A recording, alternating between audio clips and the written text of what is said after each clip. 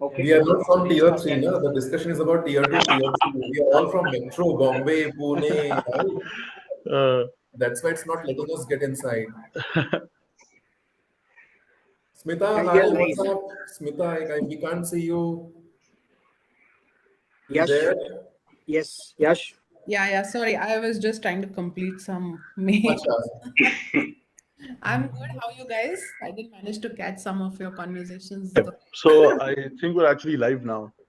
Um, Okay. so sorry, deeply sorry about the delay. Uh, my name is Yash. A very good afternoon to everybody. It gives me great pleasure to welcome you all to the 16th edition of the India Digital Summit, Supercharging Startups, organized by the Internet and Mobile Association of India. The summit is supported by the Ministry of Electronics and Information Technology, Government of India, and the Niti Aayog. Welcome to our panel discussion on the unmetro phenomenon, how to connect tier 2 and tier 3 cities. We would like to thank our digital financial management partner, EaseBuzz, our conversational messaging partner, Gupshup, our session partner, GoQuick, our gold partners, Manorama Online, Blink Digital, and Yellow AI, and our silver partner, ShareChat. Without further ado, it is my pleasure to introduce you to the moderator, Mr. Neil Shah, Vice President, Research and Co-founder, Counterpoint Research, who will moderate today's discussion. And joining us today, we have a distinguished set of leaders.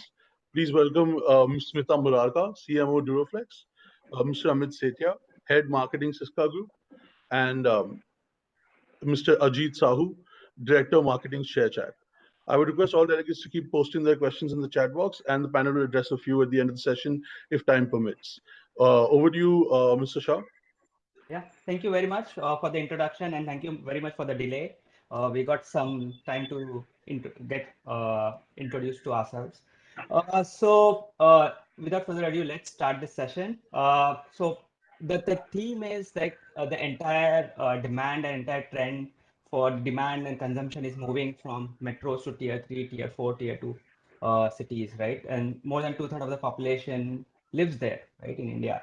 And what we are seeing here is the demand is not only just moving in terms of content services, internet, but also in terms of FMCG and all the different brands consumption, higher end brands as well. So for this, to discuss this, actually we have a very great panel as Yash introduced.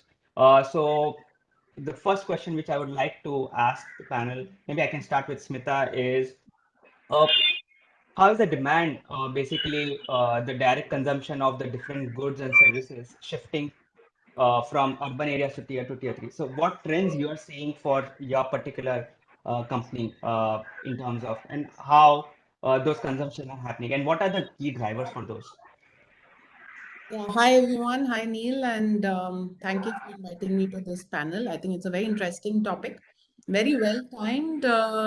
From a third wave perspective, that's when again we are looking out for each other as a country, as a nation, and we're looking to improve the way our lifestyle is, the way we live, the way we share knowledge about whether it's health, whether it's tips about how to keep safe. I think a lot of that has happened over the last 3 years. And the crux of this whole unity, to say, is the digital penetration, really.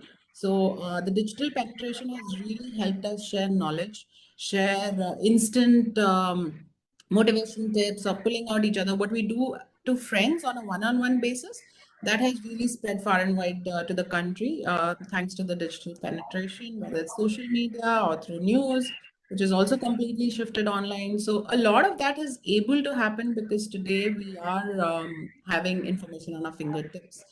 The digital penetration was also because of COVID, right? An unfortunate situation, but there are a lot of positive trends that have come out of this behavior. So education, there was no other way to get educated but to put digital in the hands of young, old, everybody. So every home did have a digital asset. Coming to our business, our mission is really to help India sleep better, and our primary product portfolio is mattresses, which pre-pandemic, even for a metro consumer, was very difficult to understand the importance and pay a premium and really buy a great quality product. And today we see that completely changed, not only in the metro audience, but in the affording, the segment that we target, which is a masstige to premium kind of a segment. It's completely changed across India. A lot of our sales, if you see, are not only online but offline sales as well. In normal situations, equally come from a metro and a non-metro consumer. Again, this is because they are learning about the importance of this. Brands like us are really speaking a lot about how this product impacts their health, how 8 hours of sleep is important. So after consuming all this knowledge, if the brand is available at their choice of purchase, whether it's an online platform or an offline store, since we are very well penetrated in both the formats. In fact, in our category, we're the only omni brand where we it is available at every consumer's choice of channel. So after they've really absorbed the knowledge, they are it's very easy for them to go and experience the product and see the difference. So all these things have really helped us grow our business exponentially, and we do hope that this spreads to larger territories. The entire India today is able to work from a lot of categories, like you just mentioned you've been working from home over the last few years, and this is spreading to a lot of industries today. Pre-pandemic, even our business was not really equipped to handle work from home situations, but today we are fully equipped to work from home, work from anywhere, which means we are recruiting talent from across the country. They're getting educated, they're coming into the system of working for good brands, sitting out of their homes, which could be p towns, really small towns, and therefore their knowledge is spreading to their family, their network. So a lot of net, I think there are a lot of reasons why this phenomena is happening, and it has got expedited through the pandemic in a much faster way than that was expected. I think overall, this is great for our country that we are not going to hopefully talk about this huge divide, between the metros and the non-metros anymore, looking forward. So, yeah. Absolutely. No, I completely agree. Staying working from home for years, and the best investment I made was buying a good mattress. And sleep is very important, I would say, because now we are working from home, you're working longer hours, right? So you need to relax and rest a bit. And then maybe I'll move gears and just check with Amit on what his thoughts are, considering like Syska is growing so fast across all domains, and everyone is spending more time at home now. So the need for smart home is also increased, right? So, and I've seen your products across not only offline but online is also becoming a major uh, portion for you. And that is where talking to a e-commerce retailer last month, post Diwali, he said the growth from e-commerce, the tier 3, tier 4 is like 400% in terms of orders across the platforms. So I would like to know your thoughts, what you are seeing in terms of this demand from tier 3, tier 4, tier 2 cities. Neil, I completely agree with what you spoke about in terms of how's the brand has kind of grown so aggressively, and it has diversified over these last few years. So while we are known for the flagship LED portfolio, but we are also present across other categories like personal care appliances, mobile accessories, smart home appliances, and so on and so forth. Um, I think I need to rephrase that question that we started with, this discussion as to how the demand has been shifting. I think from my perspective, I think demand is not shifting. I think while the demand of metro is also growing, the pace of growth, coming to us from tier 2, tier 3 has increased. I think that is how I'll put it. So we are as a brand focusing across both the buckets, right? It is just that the lens to look at the business potential is different. The way they consume the content, the way they the customer journey is kind of different. And I also agree with what Smita spoke about in the last couple of months that we have been through basis the pandemic. I think the lockdown has actually opened up the mindsets, I guess, because I clearly see a lot of late adopters, as we call them, now, hopping onto the technology, wagon, and trying to figure out as to how they can make the most out of the situation. So right from maybe a vegetable vendor who's selling, vegetables across the street and taking the digital payments, without any hassle, to my own father, who was very against digital payment processes. He was always of the opinion that I need cash in my wallet, and today he's asking me, how do you do Google Pay? I think these are some of those very small examples with which we can infer very confidently that yes, we are ready for the big shift now. And I think that's where I see a lot of potential, not only for us as a FMEG brand, but for broadly everybody in this country, because uh, you know you know बोलते ना, hashtag अपना time आएगा. I think now the time has come for us to make the most out of it right now. So while we, as a brand, Syska, are, catering to, I would say now most of the times termed as need-based product, whether it is LED light or mobile accessories or personal care, I think, let us wait for that big shift that will happen in the next 2 to 3 years of time, I guess. I think that's going to be far more exciting. Agreed, agreed. No, very well put.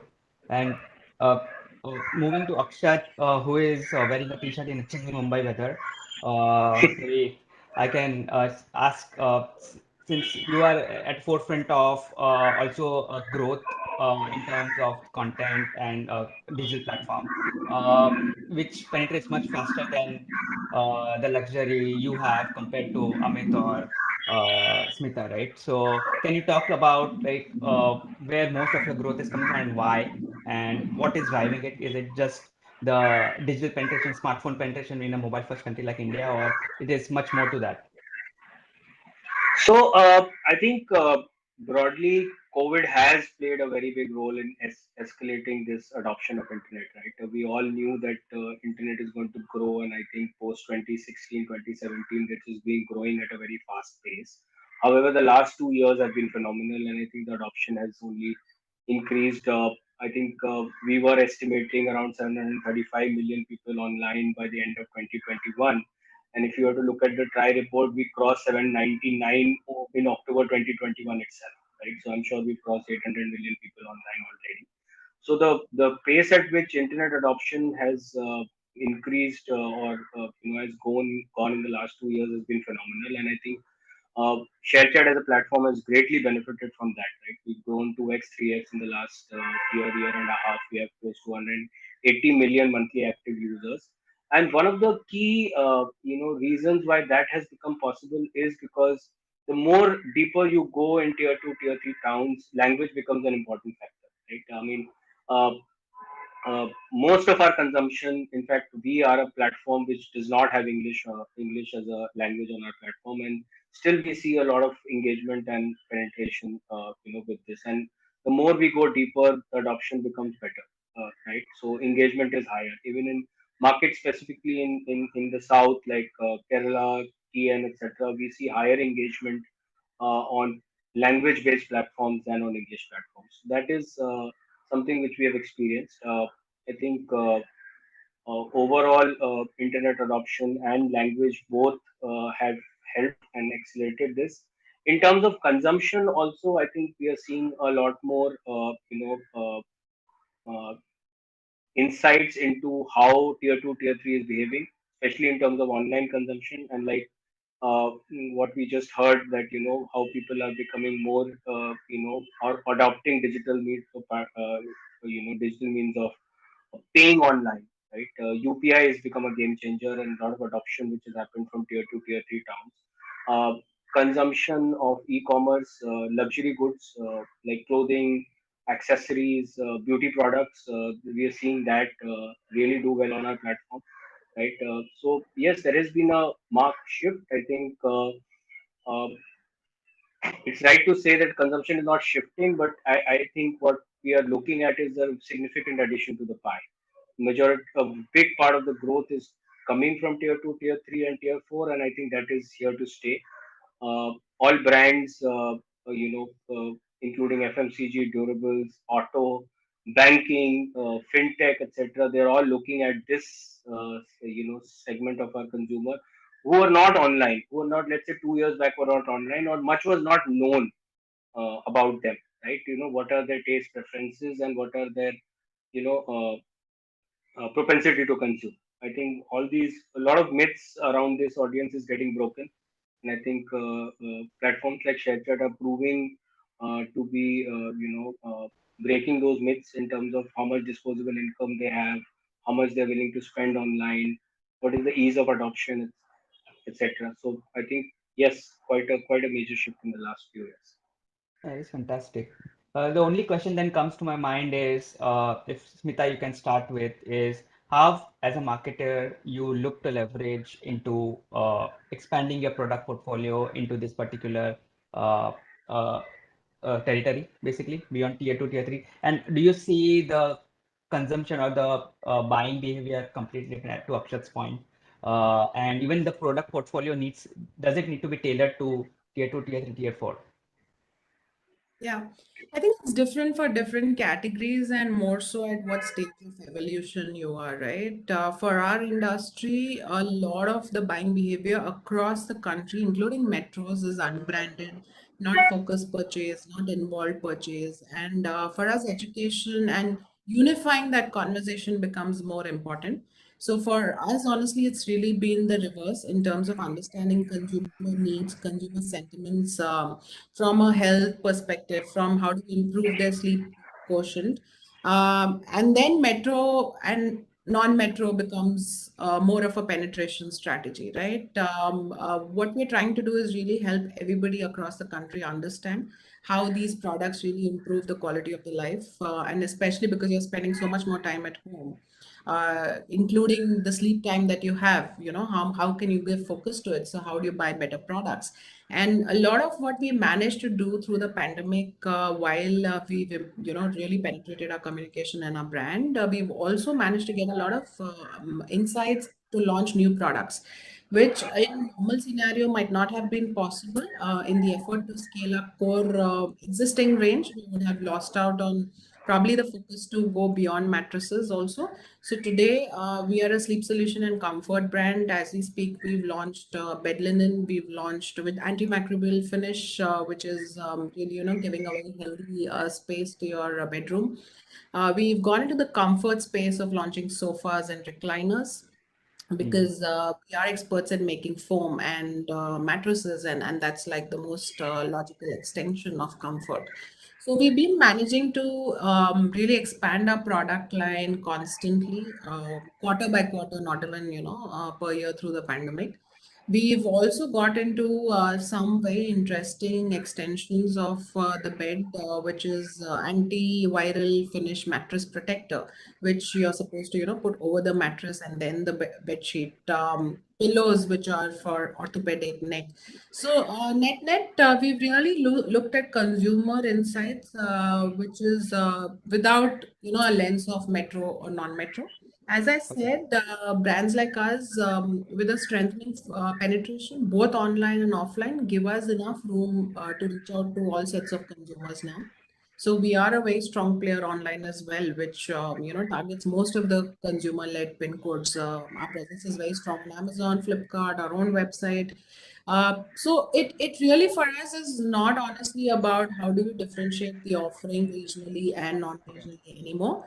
But yes, when it comes to marketing communications, I think there it's very important to really understand the cultural sentiments, the lifestyle. So, for example, the kind of mattresses somebody buys in the north is very different from what they buy in south.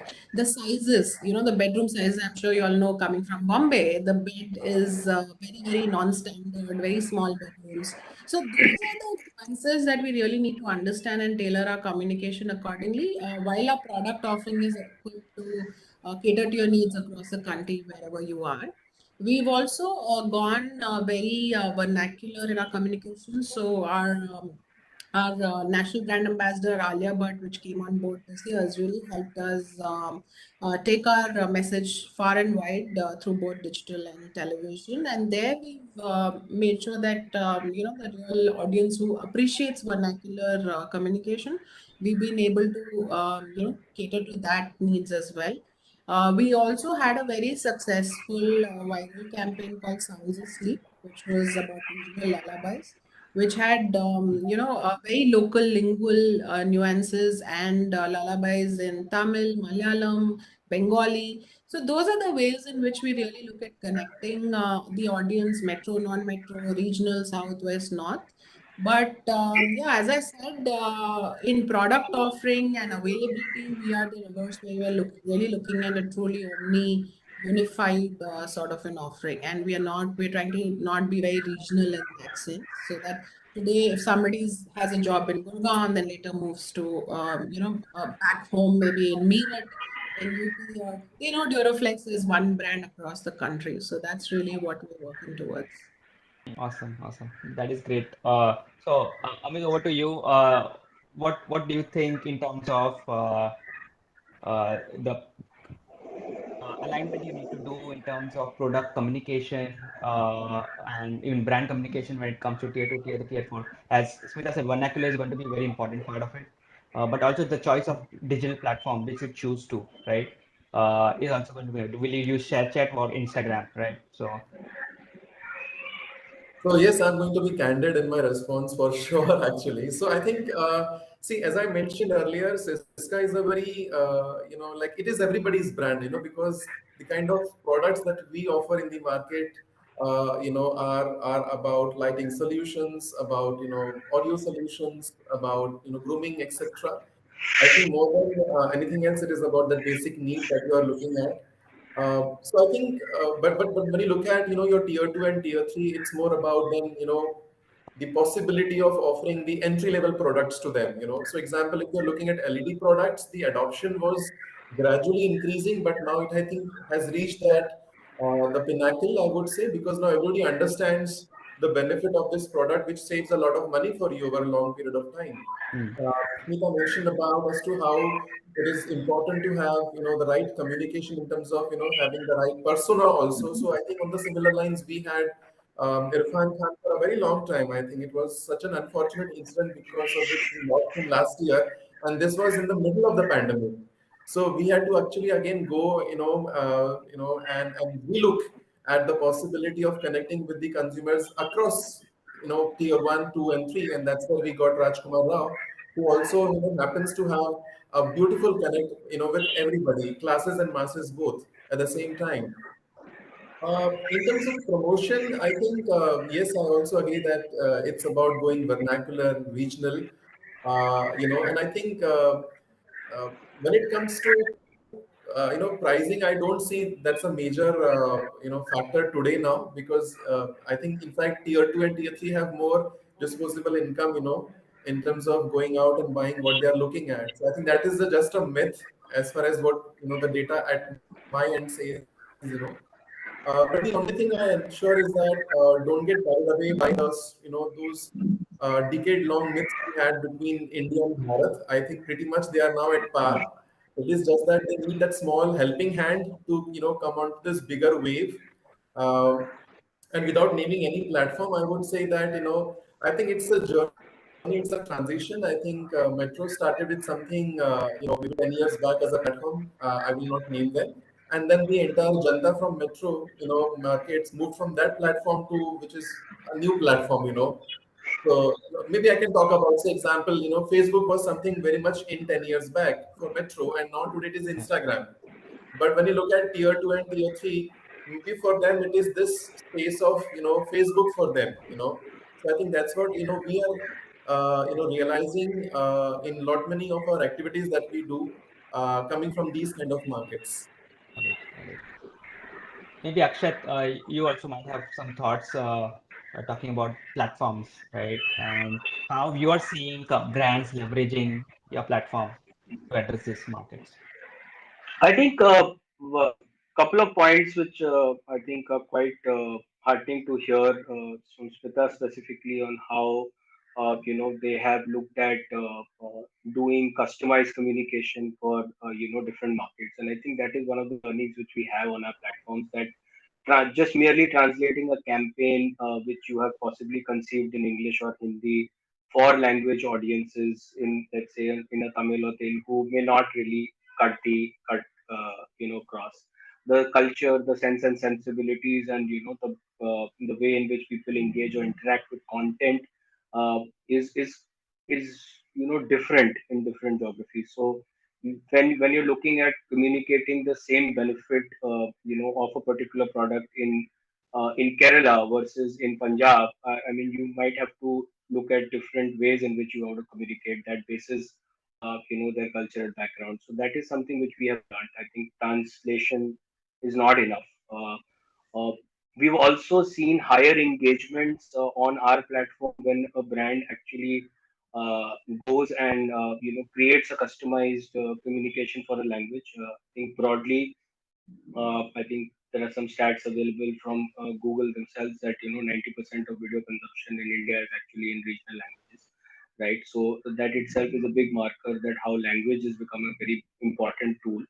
And like what Amit was saying, that myths around this audience of tier 2, tier 3 language audience, that they don't have enough disposable incomes and they may not be able to afford your products, is again something which we have seen on our platform not being true, right? We are also, we bring out this report every year, which we are just due to bring out in the end of this month, called the Bharat Report. Our attempt is also to break these myths, and we are in the midst of the study, and we are compiling that report, and some very interesting insights which are coming out, after the last 2 years of digital adoption, is that how disposable incomes have increased, how the tier 2, tier 3 is spending as much, on categories which are lifestyle categories, or even need-based products, right? So from both these factors, I think tier 2, tier 3 markets are pretty valuable and are contributing enough to all companies' top lines, which, and obviously the growth is much higher because of this smaller base. But yeah, I mean, language remains, at least from our point of view, because we are a language-based platform, and it's very Yeah. obvious that we will bat for it. But I think there are numbers which are there for everybody else to consume, that how it is important, and it's important not only to translate communication but actually customize communication, and it's simpler to do it online. I would expect from a TV point of view, when you are producing campaigns which go into lakhs, it's sometimes not feasible to create customized communication. But when it comes to the online medium, I mean, there are various formats which are available which help do that with ease, right? It's easier to customize communication online, and that is the benefit which I think a platform like ShareChat provides to all its brands. And we're seeing a lot of brands who are taking advantage of this and actually getting higher sales and higher traction. Great, great. So maybe I think we are closing in on time. We started a bit late, but maybe I can request 2 to 5 more minutes from the IMA team. So before we conclude, maybe we can do a final round of question. It would be first. The first part would be, can you just give a quick takeaway of what you feel about this overall growth story, maybe in 1 or 2 bullets, and what, as a marketer, or what would be your strategy if you are a brand? I know, Akshat, you can speak in behalf of other brands who are using your platform, but for you guys, what would be like one prediction or one particular strategy which you would, as a marketer, employ to cash in on this growth? So who wants to go first? Maybe Akshat, may I put you on spot? Maybe you can go first. Yeah, I think for us it's pretty simple. I think distilling down all our learnings from all the brands we are interacting with, the results we are seeing, I think uh, online has become a feasible option to reach out to the tier 2, tier 3 towns. I think with the adoption of internet, I think social media, e-commerce sites in particular are, the adoption has increased quite a bit. And the joined to that is the language, piece. So language based online communication, and which is something which we should look forward to in the coming year. And that's what I think is driving a lot of growth, especially in the current times where pandemic continues to persist. I think less offline shopping, more online shopping, and penetration of internet continues to grow. So I think this 2022 will again continue to see this trend going up for all categories, in our opinion. Agreed. So according to our research, like 50% of smartphones in India are sold online. Yes. now, right? So, and that is increasing and if you go in like a Diwali month, it will go up to 65%. So if In smartphone fact, people, one of the things which is different in 2021 from 2020 is how travel has come back in a big way on from an online correct, point of view, right? In 2020, travel as a category almost got really marginalized because of the lockdowns, etc. But in 2021, the recent data we are seeing that travel has again come back as a very big category from an online consumption point of view. Along with gadgets, of course, grocery shopping has improved and increased with the likes of the delivery platform penetrating into smaller towns and more pushes being given this year. So a lot of new categories will also start showing in 2022. exactly. So I think your point, vernacular communication is great. That is one key takeaway which you summarize. Smita, what about you? What would be one key takeaway prediction on a strategy a marketer should adopt? I think I'll go on the strategy. For us, it's honestly a difficult, but if done well, most effective combination of having a single-minded communication in the most personalized manner. So, getting that combination right for us is something very critical to our success as a marketing strategy. And it is difficult in execution, right? How do you say the same thing but in different ways? So that's something that we are focusing on in increasing it even more as the years pass. And a key takeaway, I think, from what both the panelists said, is about how India and Bharat are now, unified in their aspirations in what they want from brands. So how do you really cater to that? And how do you define your strategies to reach every nook and corner through the power of digital? I think digital is something, it's not tomorrow's behavior, it's already happened. I think, but to 3 years of pandemic now, it's we maximized our digital opportunity. So how do you really utilize it to the brand's benefit?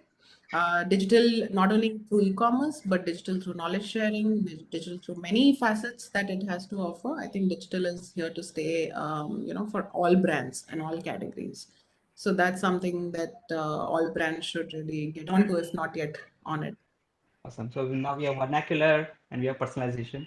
Amit, pressure is on you to give something different. So I would say, see, I think we are gradually moving, towards, contactless way of doing things, So right from contactless shopping, delivery, etc., payments, now to even contactless lighting also. So I think that's where my products become smart, when they're IoTized, and that's Hmm. where the role of voice also comes, because these products are also now, controlled by your apps or your voice assistant. So I think as a marketeer, I am looking very closely towards the scope of voice search, because I think that's going to take away a lot of limelight, I think, in next 2 to 3 years time right now. So let's hope for a lot of action in that space. Awesome. I hope it was different. Great. So maybe Yash, how are we doing on time and do we have any questions we need to take? I don't think we have the time for questions. I Yeah, think we're out of time. Sorry about the delay once again. It was no uh, worries. the session could have used a few more minutes, I think, but I'm afraid we'll have to close. So Sure. I'd like to thank everyone for such an engaging discussion, and especially to our panelists for their patience and our moderator for helping us conduct this. And of course, another thank you goes out to all our attendees who are here with us, and also for their patience. Thank you, everybody. Stay safe, and I think we'll be going offline now.